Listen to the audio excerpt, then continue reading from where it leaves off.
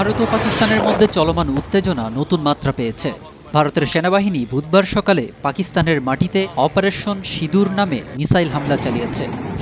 ভারতের চালানো এই হামলায় পাকিস্তানের 2 জন নিহত ও 12 জন আহত হওয়ার খবর পাওয়া গেছে। ভারতীয় সামরিক বাহিনী দাবি করছে তারা পাকিস্তান ও পাকিস্তান শাসিত জম্মু কাশ্মীরের অন্তত 9টি স্থানে সফলভাবে হামলা চালিয়েছে। পাকিস্তানের সামরিক মুখপাত্র লেফটেন্যান্ট আহমেদ শরীফ জানিয়েছেন, ভারতের এই হামলায় মুজাফফরাবাদ, পাকিস্তান শাসিত কাশ্মীর এবং পাঞ্জাব প্রদেশের বাহাওয়ালপুর শহর লক্ষ্যবস্তু ছিল। আজ ভোরে পুরো অঞ্চল জুড়ে থরথর করে কাঁপে পাকিস্তান শাসিত কাশ্মীর। ভারতের সেনাবাহিনী একযোগে 9টি লক্ষ্যবস্তুতে মিসাইল হামলা চালিয়েছে।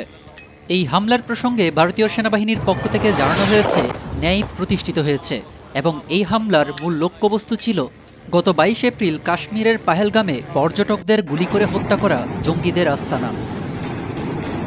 পাকিস্তানের সামরিক মুখপাত্র লেফটেন্যান্ট আহমেদ শরীফ জানিয়েছেন, ভারতের এই হামলার চরম জবাব দেবে পাকিস্তান। যে কোনো মুহূর্তে ভারত নিয়ন্ত্রিত কাশ্মীর কিংবা ভারতের অভ্যন্তরেও পাল্টা হামলা চালাতে পারে পাকিস্তান, এমনটাই আশঙ্কা করা হচ্ছে। এই মুহূর্তে ভারত ও পাকিস্তানের মধ্যকার পরিস্থিতি চরম ভয়াবহ।